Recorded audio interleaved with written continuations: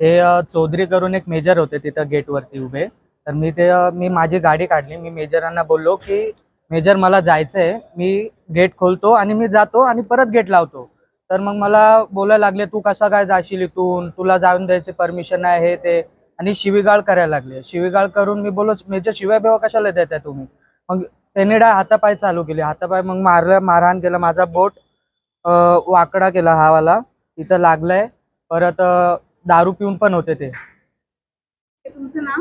माझं नाव ॲडव्होकेट प्रशिक आडंगळे. काय नेमकं घटना आहे आणि तुमची काय मागणी आहे एक वकील संघटनेची?